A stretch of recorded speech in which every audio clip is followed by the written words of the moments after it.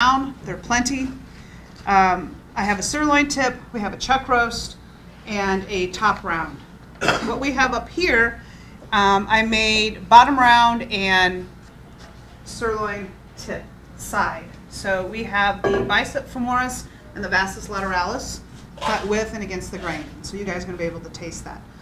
So when you go to the grocery store, you can ask your butcher for a top round roast, and you want it to be about 1.5 inches thick or so. It's just kind of easier to do that. And I lost my glove.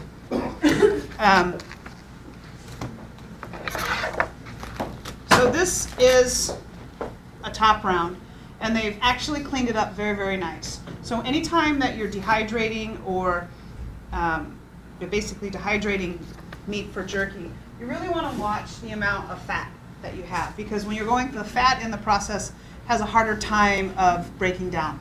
It might have a chance of being rancid on you if you get a lot of fat. And I'm not talking about like intramuscular fat like you see inside the muscle. I mean, you can't sit there and pick that out, but that's why people choose, thank you. That's why people choose lean cuts of meat, is because they're trying to stay away from that fat. And let's be honest, we're dehydrating it. It's going to be tough anyway, so why use something that's already a nice piece of meat?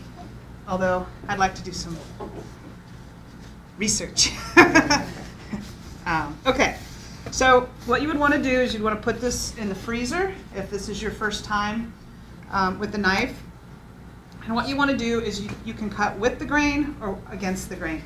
So this particular cut, the muscle fibers are going in this direction. So let me show you what I'm talking about here. So that one, let's see if I can get you. Let's see if we can. Can't really see the difference. Can't really tell. Huh, it's all gonna come up nice. You can't really tell which one's with and which the grain, which isn't going to help you too much. So what we're going to do is you can do it 1/8 of an inch thick or 1/4 of an inch thick. And if you get this in the freezer, this is really going to help you. So you want it so it's not so jittery. I did one 1/4 inch and one 1/8 inch thick. And the reason why I like the different thicknesses is just really about the bite at the end. So the stuff that's 1/4 inch, it's going to be thicker. It's going to be more like this, kind of like a steak stick, if you will. You know, kind of thicker versus this drier, crumbly kind of jerky. So you're going to take your knife. You get a really big knife. Not really, but I just had one. And then you just want to, I can't do it. We're just going to cut as thin as you can. Okay? And the thing about jerky. Wait a minute, you said cut as thin as you can. Well, yes. But then I thought you said you wanted 1/8 or 1. I know, but that's an excellent question. But the reason why I said as thin as you can is because I'm a professional. And even if you did thin as you can, it's probably not going to be this thin. So if you can get it thin, so keep in mind it has to go through the dehydration process. So if it gets too thin, one, it's going to go quicker, which is good, right? It's not going to take as long. I just do mine in a convection oven. I don't have a dehydrator. Excuse me. So really just cut it as thin as you can. As thin as you can. And, you know, it's usually going to be about 1/8 of an inch. But you don't want, like, really papered shards. You know, you don't want something that's, you know, so thin that it's just, there's not going to be anything left. And again, this is not a science. This is the art of making jerky. I mean, yes, you can, you know, go to meat processing school and get a degree, but this at home is really just about what you like. You might like it against the grain. You might like it kind of with the grain. It's really up to you. It's kind of throwing me though, actually. All right, so we're going to keep cutting this nice and thin. That one's a little thicker. And I like to use a bigger knife just because I like the wideness of the blade, but again, you do not have to go that route. And I also have, we also use little, so here's our strips of meat. Again, if you like it wider, you could leave it like this, and then you could also cut it down. But keep in mind, this is going to shrink probably in half. So you're going to get little strips, or if you want like thicker, longer pieces, like some of these. So I like strips that are kind of wider for me personally. So, because I like to be able to pull my jerky. I'm not a jerky girl that just, you know, puts it and eats it. So some of this fat is the fat that I'm talking about, that heavier fat that you want to be careful about. I mean, if you're making it for yourself, if you're making it for someone who's younger or older who might have a immune compromised system, then I wouldn't put the fat in there. But usually you don't have to worry about that so much. Okay, so we're just going to keep cutting this up. So this is our top round. The top round is very lean, very dry. Woo! Get that back. And I'm just going to show you another slice. Okay. Does anybody want to try cutting slices themselves? I mean, we can make this interactive if somebody wants to. I'll get somebody here to help me. All right, this is the sirloin tip. Now, a sirloin tip is another cut that, what is this thing? Oh. Security. So you don't walk out with that. Boy, you Kentucky people, man, are hardcore. Man, I thought I was getting out of Chicago, and whoa. You don't want somebody to walk out with a sirloin tip roast. Okay, here we go, sirloin tip. So the top round was the inside portion of the leg. Okay, this one here, that's where we were. Now this is part of the quadricep, but we only have two pieces. So this is a, how would I say, bicep. Ha! Duh. Hey, I'm a butcher, all right? Give me a break. So we have this muscle here, the round muscle on the sirloin tip is very tender. Okay, this is the most tender muscle in the round. The other side is the vastus lateralis, which is really tough. So this is the muscle that I chose to use to make my beef jerky over here, because me being the meat geek that I am, I knew that this was too tender and I didn't want to technically waste it for beef jerky. So this would make a good steak. Okay. But we're going to make a jerky out of it anyway. Okay, so we're going to take our other cut. We're going to do the same thing. I'm removing this connective tissue.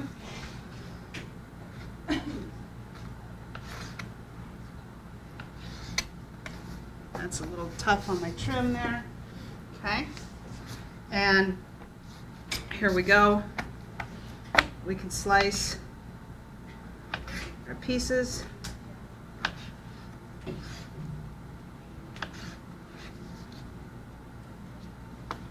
And again, we're just going to keep going as thin as we can. Then the wind. I usually like to make 2 to 4 pound batches. I should have started with, so these are around 3 pounds. So by the time we trim it and get it ready, so this one we're doing a little thinner. All right, guys, watching me make slices, huh? The other part about when you're actually doing your slice, it's really about the pressure of the knife on the meat. It's always nice to have a good sharp knife. These knives are, I use Victorinox Swiss Army knives. It's just the knife that I've always used ever since I was a kid. And I just, you know, once you get a knife in your hand that you trust, it's hard to switch. And if ever I forget my knives and use somebody else's, that's bad, because I tend to have a little mistake because I get so used to my knives. But when you do this, you want to kind of push your knife forward and then pull it back. And you really want to watch your pressure, because if I get really hard, I'll start getting these tails. So you just want to keep it, just let the knife, I'm really not even putting a lot of pressure on my knife. Sometimes when we get meat in our hands and knives, we just want to power through it. But I'm like, breathe, right? This is, I get so mad. It's like, it takes, 18, 24 months to raise a cow. The slaughterhouse does a great job. It gets delivered, and then the butcher just has a bad day and goes right through it, and all that time is for nothing. Okay? Somebody want to help me? Can you open this for me? Do you want to come up here and give me a hand? She won't hurry you. Good. Just wondering if you could open these 2 bags for me so I could put this meat in there. Don't worry, I won't put a knife in your hand. Do you mind opening that for me, please? What's your name? Sarah. Sarah. How do you spell your name, Sarah? S-A-R-A. That's a very pretty way to spell your name. How old are you? 8? Sarah, don't you have school today? Oh, you're homeschooled? So this is a really cool adventure, right? You're not stuck doing your normal work. All right, so we're going to put that in here. Okay, you ready? Here we go. Did I touch you? You okay? All right, hang on. So Sarah, what's your favorite, what do you like to study the most?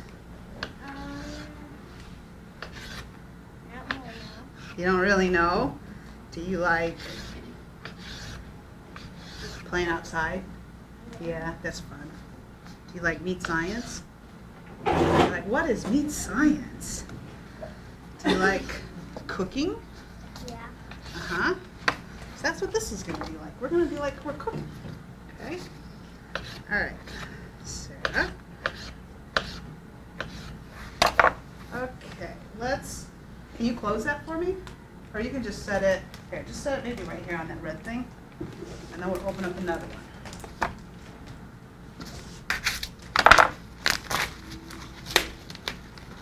Now this is a chuck roast.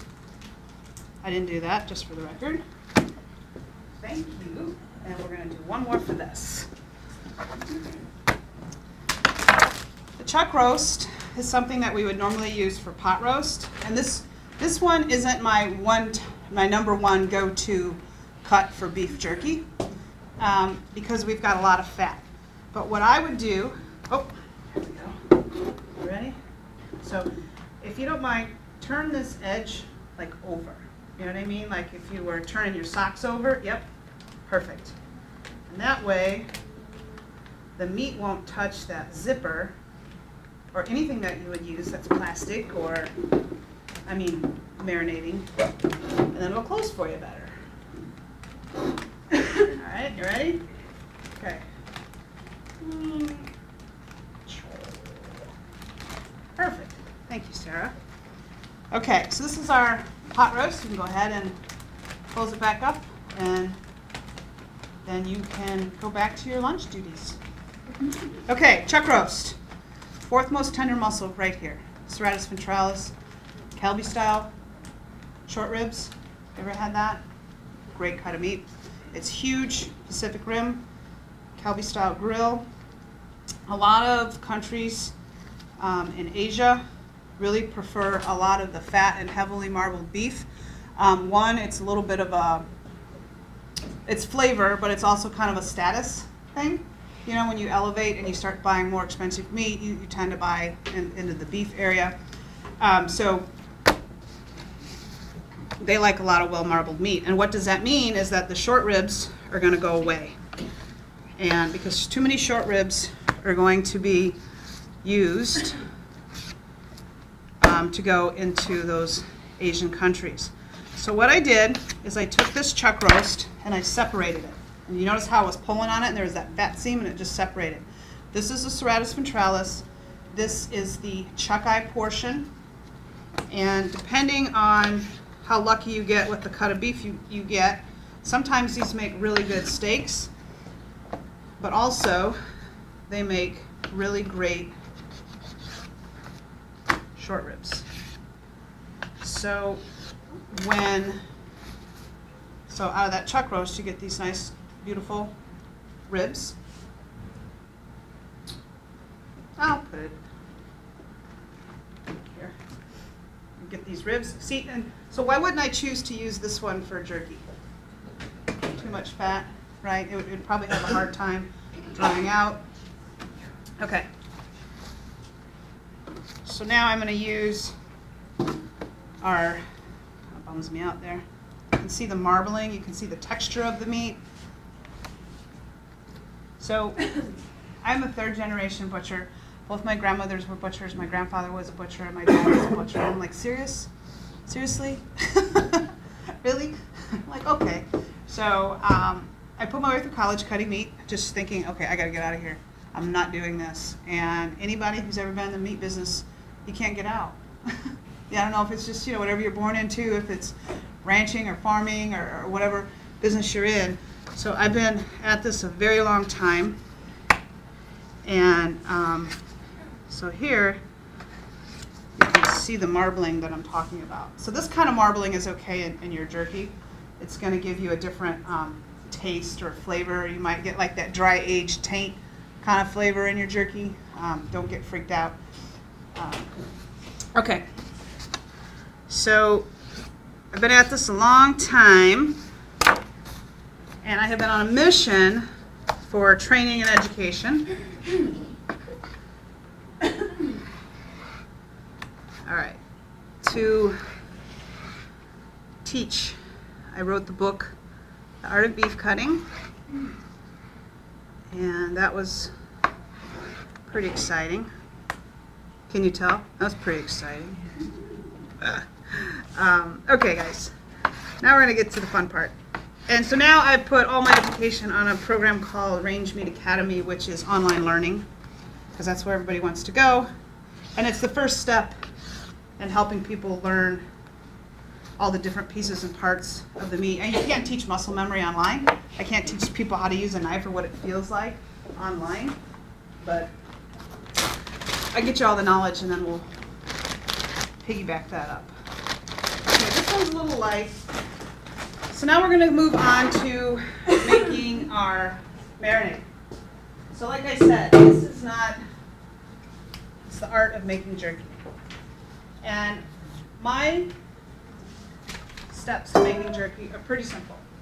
So you pick the meat, we want our lean meat. Next thing we want to do is we want to add our salt. So my recommendation is a quarter of a cup? Yes. A quarter of a cup of soy for 2-ish pounds of meat.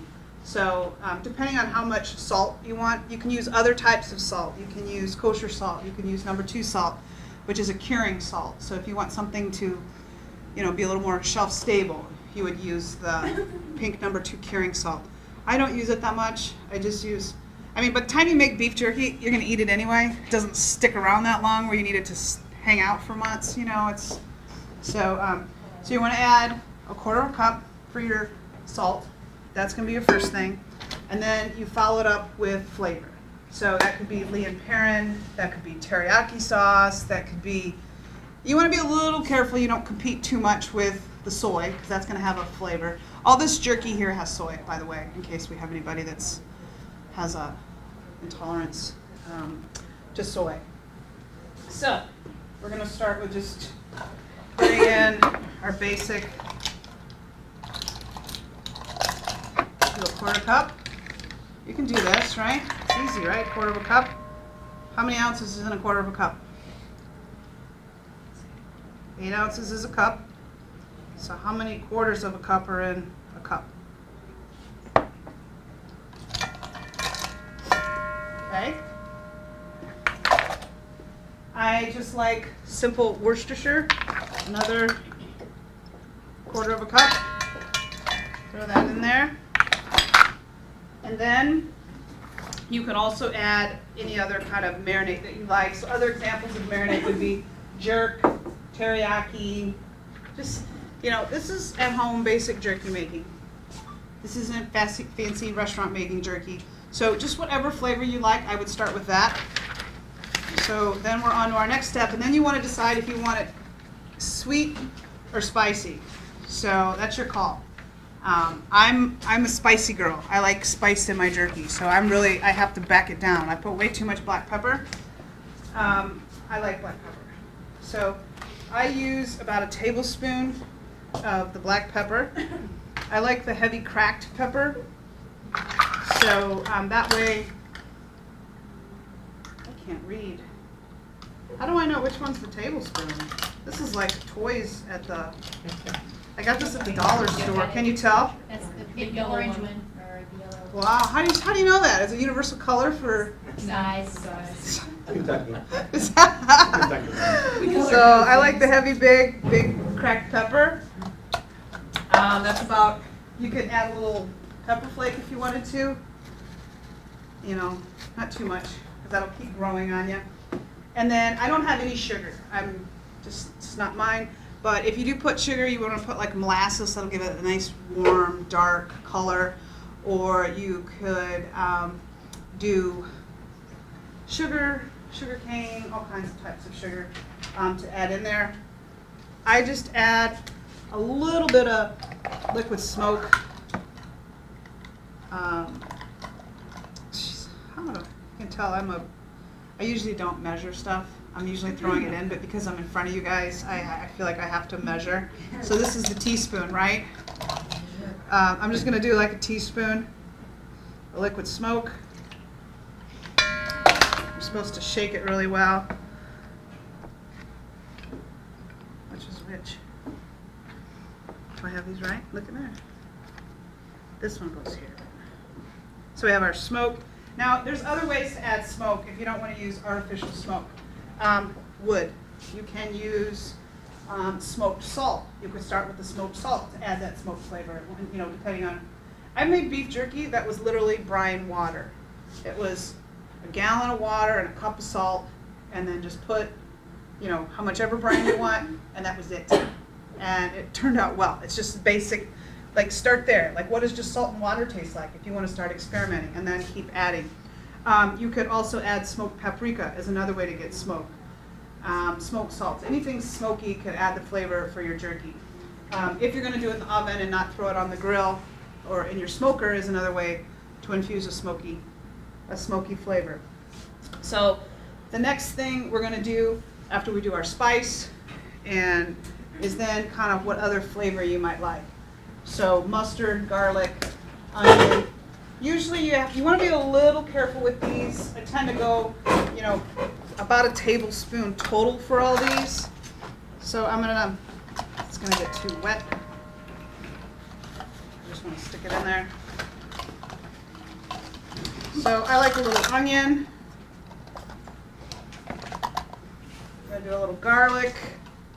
Again, this is why it's an art. It's really about your flavors. Get the garlic going in there. And I like a little mustard. Being the good German, Polish girl that I am, gotta have a little mustard, right? Okay.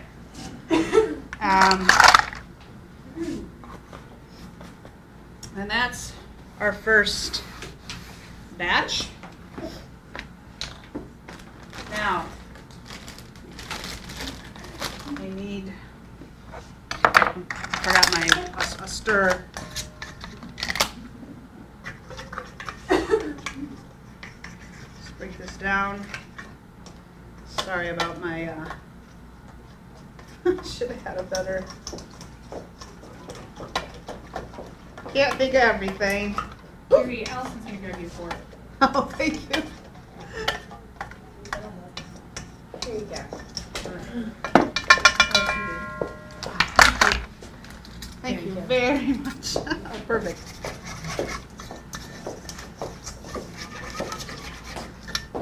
And that's really kind of the basis for a very simple, and when you look at most ingredients, it's always the soy. I'm just working my clumps. I should have mixed my dry first. All right. And then we're going to put our gloves back on and mix this up. Okay?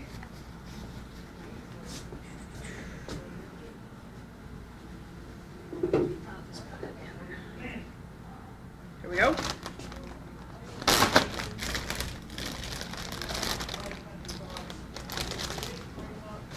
And then we just want to make sure you get it nice and coated. And I think a lot of times people feel like you have to have more marinade than you really do. Even like with marinating steaks, you know, the marinade bottle probably says empty the whole bottle into the bag to marinate. And you'll notice this is top round. And when I did my experiment with the bottom round, you see how all the marinade is soaking up in the meat? I don't know if you can tell that or not. Some types of meat will not draw in the moisture as much because different muscles have different water holding capacity. And so this one sucked it up right away. And that was the top round. So we're going to, I should have kept my top round back. So does anybody want to make their own marinade? Do you want me just to do another one of these? Do you ever use just a bottle of marinade and not make your own? No, but that doesn't mean you can't. We could go straight up teriyaki. Let's see, what's the salt content in here? 24%. There's probably enough salt in there. But yes, so I like to use, because you want to make sure when you're doing beef jerky is that you, when you're in the cooking process, you want to keep it about 170 degrees. Because 160, 165 is what kills any pathogen or prevents bacteria from growing. Because we want to make, if you cook it too low, and the problem with jerky, I shouldn't say the problem, jerky takes a long time to cook. So when you're at a very low temperature, the meat can spoil on you, basically. And so we want to make sure that that doesn't happen. So we use salt to change the environment inside the meat to make sure that we keep that a safe level. That's why a lot of people will use the #2 curing salts, is because they want to make sure that they keep that pH in the right range, so the environment, the enzymes, and they aren't going crazy. So we want to make sure we keep that in check. So we do that with salt. We do that with drying out the meat. We take the moisture away. So if there's no moisture, it's just salt, and then it can't go rancid. So we want to make sure we cook it at about 170 degrees. You keep your salt. So that's why we always start with the soy first and then add your marinade. There's probably jerky marinades out there. I gotta believe there's tons of that. So yeah. So again, we would do this again. We could do, let's see what this jerk percentage is. This is 25%. Is there a magic number percentage? Well, it's hard to calculate. It's not really hard to calculate, but for example, honestly, I'm not sure. I always keep it at that 1/4 cup, but I don't know exactly what the sodium level is in a 1/4 cup of salt, you know, or the soy. Let's see.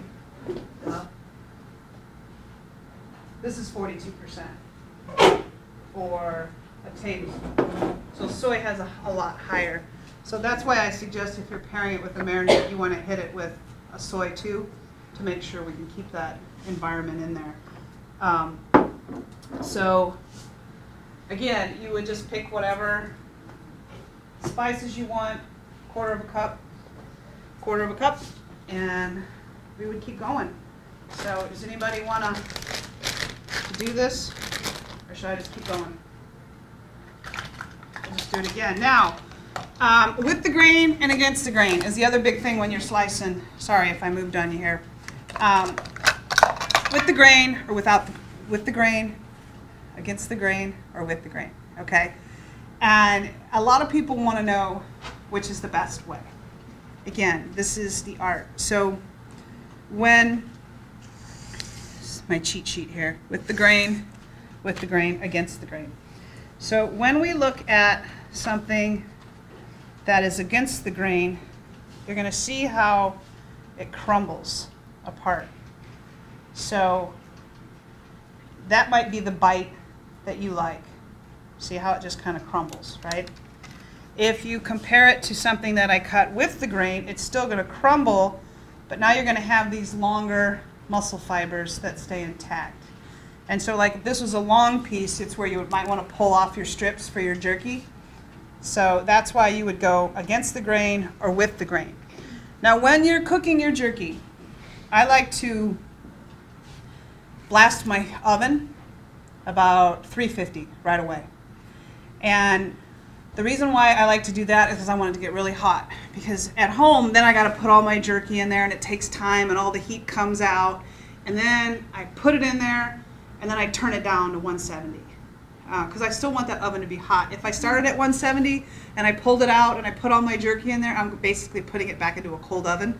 So I figure if I crank it up first, that kind of gets the heat going, and then I'm going to lose some of that heat, and then I'm not starting from a cold oven. These particular ones, this was 3 hours. So how do you tell when it's done? Again, there's really not a lot of science. When it's hanging or laying flat, you don't want it to, like, in the oven. I mean, now it's been drying, but you don't want it to crack in the oven, because then to me that's too far. You want it to like bend but not break.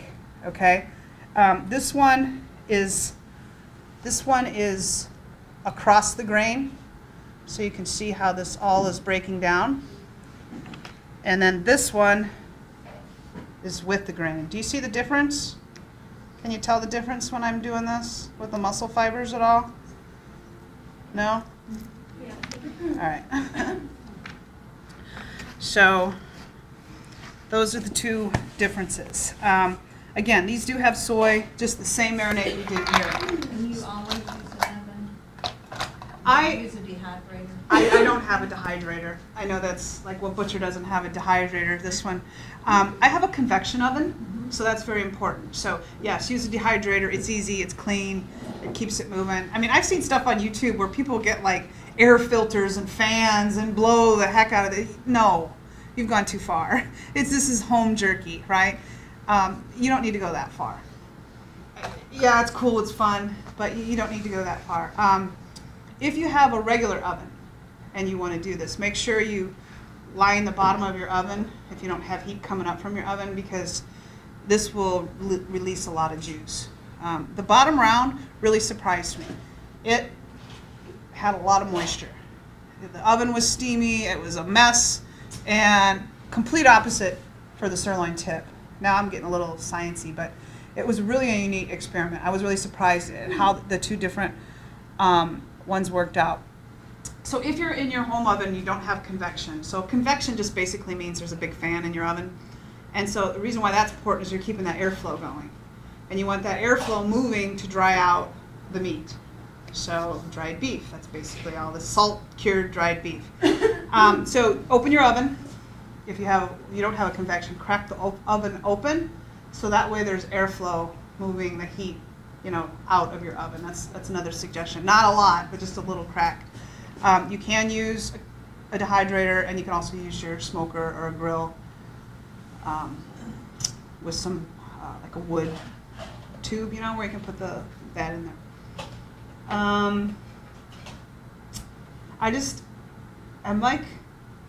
I want a really nice fancy dehydrator, and I don't know how to buy a cheap one, so that's why I don't have one, because I feel like if I go buy a cheap one, I'm going to be disappointed, and I don't want to spend $300 to $500 on an expensive one. So maybe there's a good home one out there. I don't know. I'm sure they're going to do just fine. So what I do then, after, I'm just going to have to get my hands a little dirty. Are there any more of those gloves around, or did they go away? I'll check in there. Thank you. So then to prepare the jerky for the oven, you could have a sheet pan, and then the little racks that you put inside a sheet pan that kind of raises it up. You just don't want it flat. You can do it that way. I like to just lay it on the rack myself, right on the oven. I don't use all the pans. But the other trick that I like to do, I guess I can just,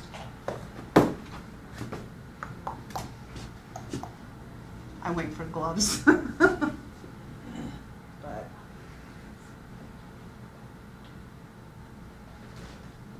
so the other trick I like to do, so I'll give you a warning. If by chance you taste a piece of jerky and you see a little piece of wood, it's because of my skewer, okay? But what I like to do, I'm just going to use my hands, is take your skewer and lace it through the meat like this.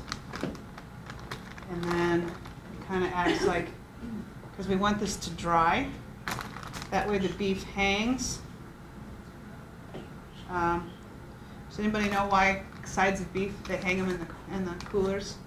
You know, when they hang the meat by the heel? Does anybody know why they hang? Because somebody before did it. Because somebody before did it? You know what, there's probably a lot of truth in that. Yes, ma'am. There's a lot of truth in that. It's basically to lengthen the muscle fibers. So it pulls and stretches the muscle fibers. And by doing that, it actually helps improve tenderness. Never knew that. Yeah, that's why. After the fact. Oh, thank you. Yeah, I just decided to go for it. Okay, and then, see, I think this would be a great school project, is beef jerky. I think you guys have to have a beef jerky day. And then you would take your skewer and then set it on the rack in the oven and then let this hang. And then I would just keep going like that. If you have a big enough oven, you could do another layer. And then see how random my pieces are. That's okay. If you're doing it for real and you're selling it, I would try to be get a system down where you're keeping your pieces pretty even, just for yield. Yes, ma'am. Now, you're gonna hang it from the rack? Yeah, so, And if that drips into the heat, it wants to catch on fire? well, you want to put something under to catch it. So either foil or like a sheet pan or something like that to catch that. Because it's just primarily, I mean, we didn't add oil, so it's lean meat, so it's really a lot of moisture and probably sugar. That's what's going to make your oven a mess if you put sugar in there. So that's kind of do it. And then if you have them all the same length, the other thing you could do is like dip it in pepper or dip it in salt on the ends, and then you kind of have that little bite in the beginning. It's a little powerful, but it just kind of adds something kind of fun. So, all right. So where are we at here? Now, any more questions about this part? It's not too hard, is it? Beef jerky's kind of scary. You think, oh goodness. But it's really pretty basic. You just have to have fun with it. Figure out what kind of spices you like. You might like sweet, you might not. You might like pepper, you might not. You know, you just have to figure it out. So if you guys would like, we could pass these around if you want to taste the differences in the texture or not. You can have a whole stick, you can have a little piece. That's up to you guys. You can come up here or we can just pass them around. So this one is against. And it's the sirloin tip. Yep. I realize this is not a fair question, but just thinking, and using a convection oven as compared to dehydrator, what would you think the hours would be? Because, you know, usually the dehydrator takes lots of hours.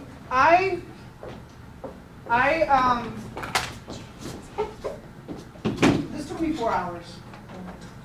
And you really have to, I think dehydrators, you're right.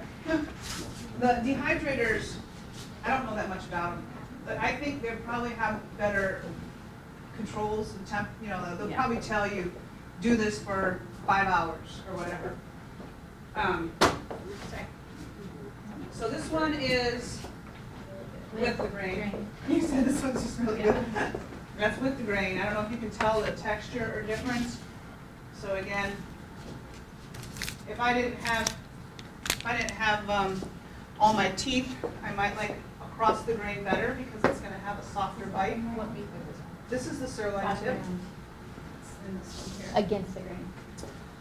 And this was 1/8 of an inch thick. This was thinner. So this one cooked quicker. Pepper. You got the pepper? I told you I was a pepper girl. Sir. Sorry. You all right? Yeah. Okay. Yeah. Go. And then this one is the bottom round with the grain. Bottom round against the grains with that. Tip's got more flavor. Yeah. The tip has more flavor, which surprises me because it's the same marinade in both. Oh, yeah. This one's thicker. No, I do it in the oven. I'm too cheap to buy the dehydrator. I'm sorry.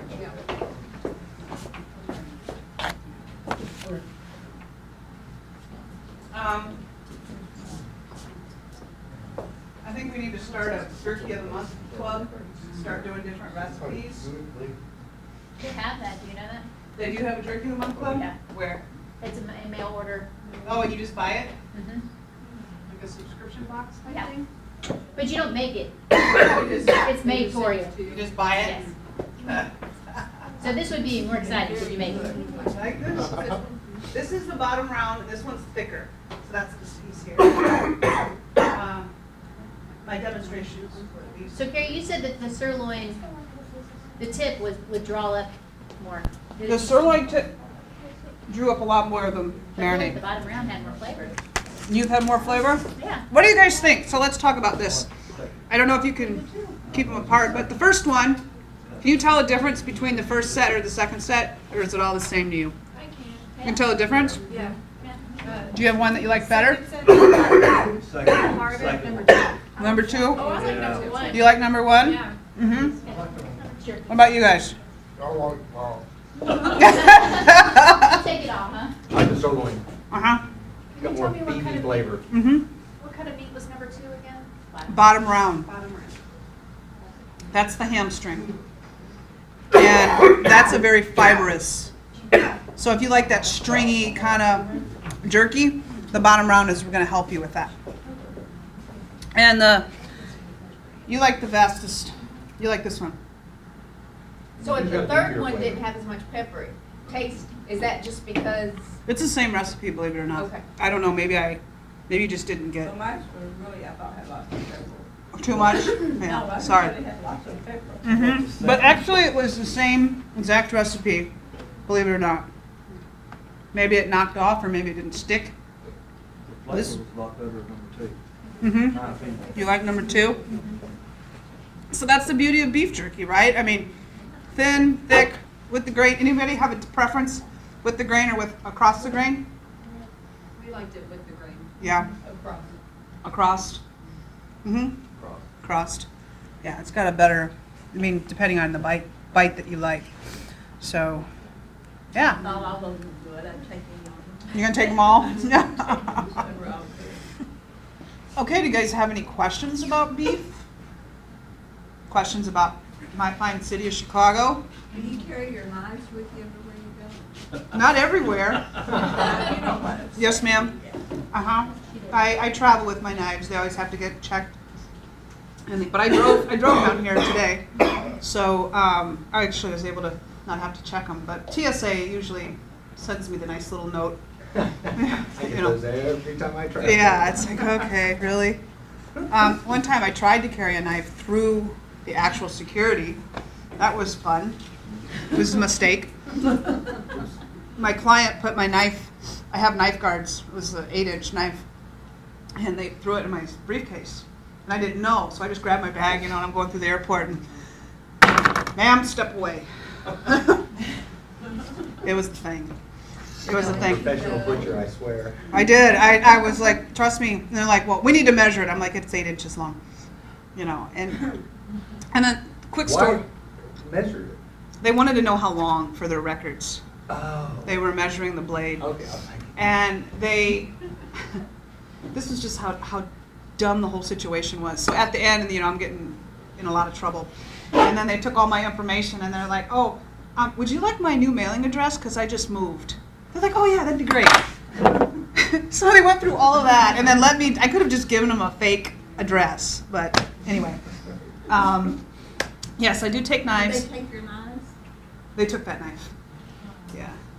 It's One okay. time I went to the airport with my aunt, she had a gun, and they took her out in a paddy wagon, and they took the gun too. Really? Ooh, that's You hardcore. didn't have an option to mail that back to your home address? No, No, they they don't like that. no they